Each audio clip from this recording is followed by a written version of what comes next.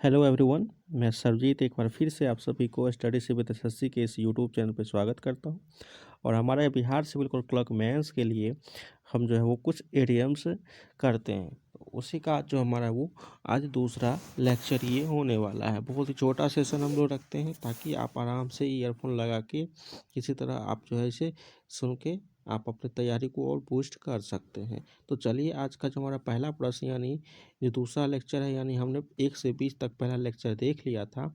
और हाँ, अगर आप इसका पीडीएफ प्राप्त करना चाहते हैं तो आपको कुछ नहीं करना है, स्टडीज विद एसएससी के टेलीग्राम चैनल से आपको जुड़ जाना है। जुड़ेंगे कैसे? तो आपको इसी वीडियो के डिस्क्रिप्शन में आपको टेलीग्राम चैनल का लिंक आपको नीचे में दिया गया है। और अगर नए हैं तो चैनल को सब्सक्राइब, लाइक वगैरह जरूर कर दीजिएगा। तो चलिए हम लोग बढ़ते हैं पहले प्रश्न की ओर। देखिए, पहला प्रश्न थोड़ा सा मैं इसे जूम कर लेता हूँ। चलिए, देखिए पहला प्रश्न कहता है फॉल ऑफ का मतलब होता है कि आप किसी प्रॉब्लम को फेस कर रहे हैं ड्यू टू लॉ रेगुलेशन, इस सब के अंदर में आके, यानी to get into trouble, specially the law और रूल। देखिए क्या कहता है, I feel fall of the committee and now I am not sure how to improve my reputation. यानी मैं अपने आप रेपुटेशन में कैसे उसे मैं इम्प्रूव करेंगे मुझे क्या नहीं पता चल पा रहा है। चलिए अगला प्रश्न हम लोग देखते हैं। अगला प्रश्न क्या कहता है, gift of the gap. Gift of the gap का मतलब होता है क्या, बोलने की कला। ये हाई कोर्ट में भी शायद आया हुआ है और सिविल कोर्ट में भी क्वेश्चन आया हुआ है। The ability to speak eloquently, या फिर आप ऐसे भी लिख सकते हैं, the ability to speak with eloquence and frequently. ठीक ना, यानी बोलने की जो कला होती है उसे हम लोग क्या कहते हैं, गिफ्ट ऑफ द गैप। आप इसमें सेंटेंस कुछ भी बना सकते हैं, जैसे यहाँ पर बनाया गया है, she got the gift of the gab, she should work in sales market. यानी उसके पास जो है क्या है, बोलने की कला है, उसे सेल्स मार्केट में जॉब कर लेनी चाहिए, यानी उसे सेल्स मार्केट में आ जानी चाहिए। आगे क्या कहता है, get into a scrap.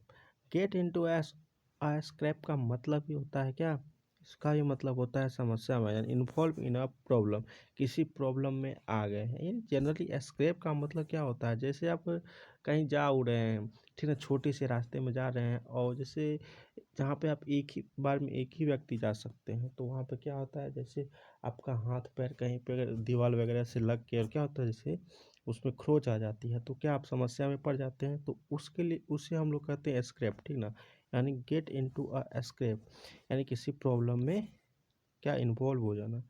He got into a scrap bye क्या, इमेजिनिंग पब्लिक फंड, यानी पब्लिक फंड को गवर्न करने के कारण क्या हुआ, उसे समस्या का सामना करना पड़ रहा है, यानी वो उस समस्या में है। अगला कहता है bolt from the blue. Bolt from the blue का मतलब, जहाँ पर भी आपको एरिया में ब्लू देखे ना तो नेगेटिव ही होता है, यानी अ कंप्लीट सरप्राइज या फिर अनएक्सपेक्टेड डिजास्टर। अनएक्सपेक्टेड डिजास्टर ये ज़्यादा सही रहेगा, ठीक है, हालांकि दोनों ही सही है। यानी अप्रत्याशित घटना, एकाएक आप पे क्या कहर टूट पड़ा है। The registration of the reservation of the chairman came like a bolt from the blue, यानी जो चेयरमैन का रिजर्वेशन था वो क्या था, सबके लिए एक अनएक्सपेक्टेड था। Blow something out of proportion. Blow something out of proportion मतलब होता है ना, छोटी सी बात थी, बात का बतंगर बना दिया, मतलब उस टाइप से उसको रिएक्ट नहीं करना चाहिए था जिस टाइप से वो क्या रिएक्ट कर रहा है। यानी to treat a particular event और प्रॉब्लम फार टू सीरियसली।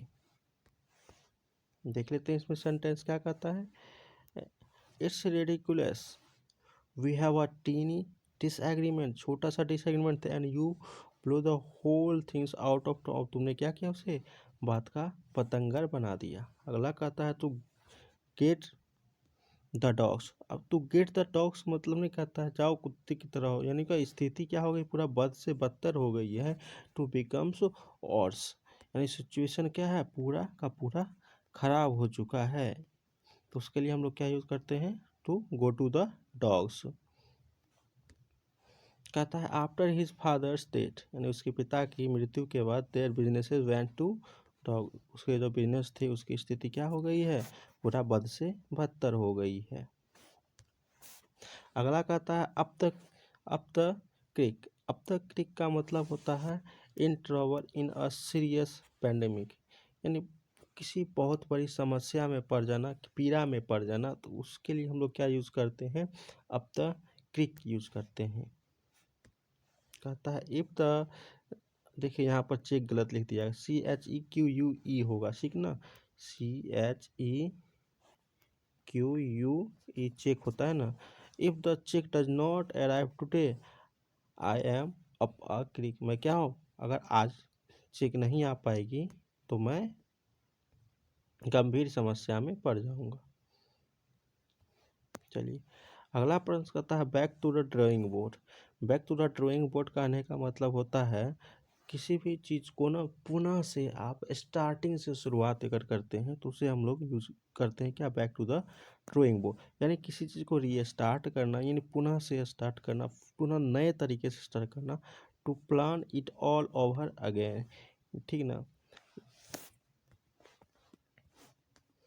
क्या है, the government must go back to the drawing board and whole issue of youth क्या, ट्रेनिंग। आगे है jump the gun. Jump the gun का मतलब होता है ना, जल्दबाजी में आप कोई फैसला लेते हैं तो उसे हम लोग कहते हैं jump the gun, in to do something without क्या, थिंकिंग। जल्दबाजी में आपने कुछ सोचा विचारा नहीं और उस पर एक्शन कर लिया तो उसे हम लोग क्या कहते हैं, jump the gun. They have only just met, उससे क्या पहली बार ही मुलाकात हुई थी। Isn't it jump the gun to be talking about marriage already, और उसने क्या शादी के लिए ही उससे क्या किया, बातें करने लगा।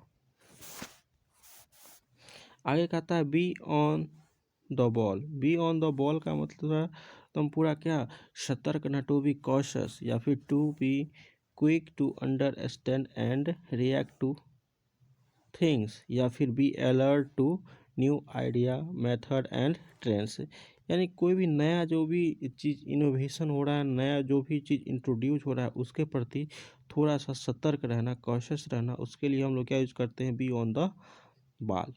B on the ball.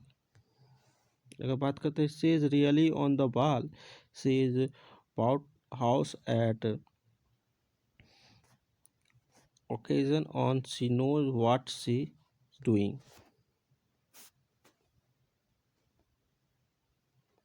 चलिए आगे देखते हैं। कहता है क्या, स्ट्रिप अप अ हॉर्नेट नेस्ट।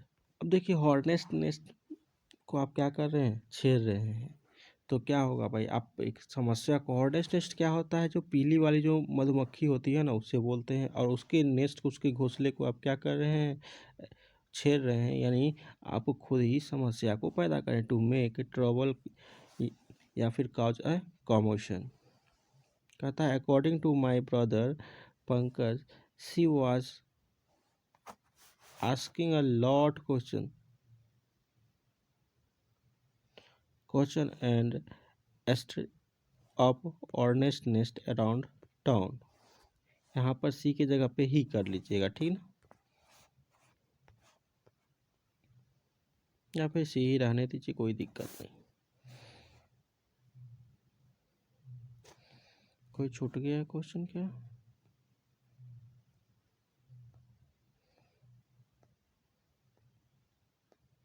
अच्छा हाँ, बहुत क्वेश्चन छूट गया था। चलिए क्या कहता है फेस द म्यूजिक।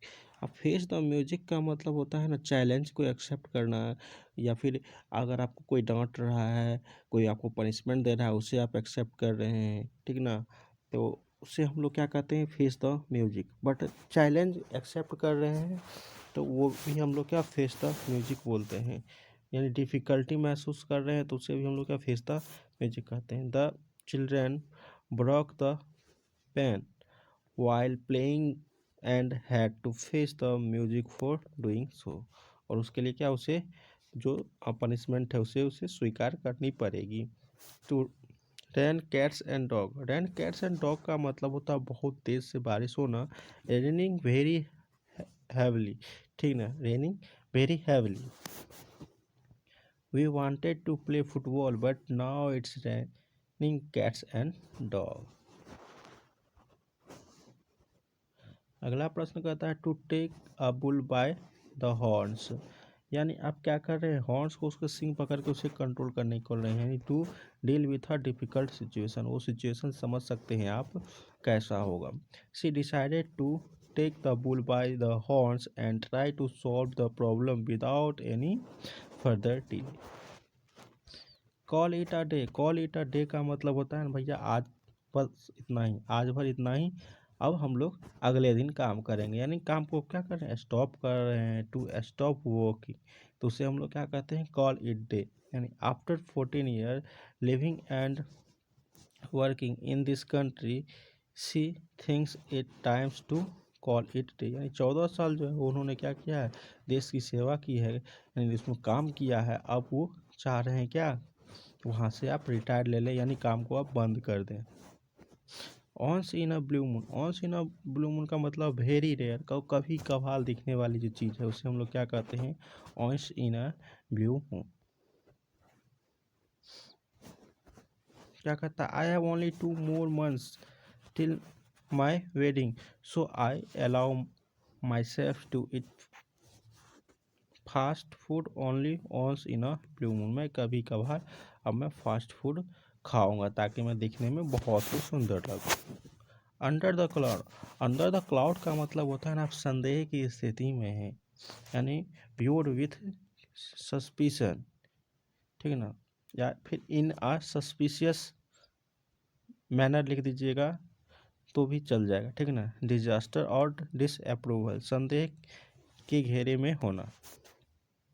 कहता है the driver was under suspicion after the police found क्या, ब्लड ऑन हिज कार।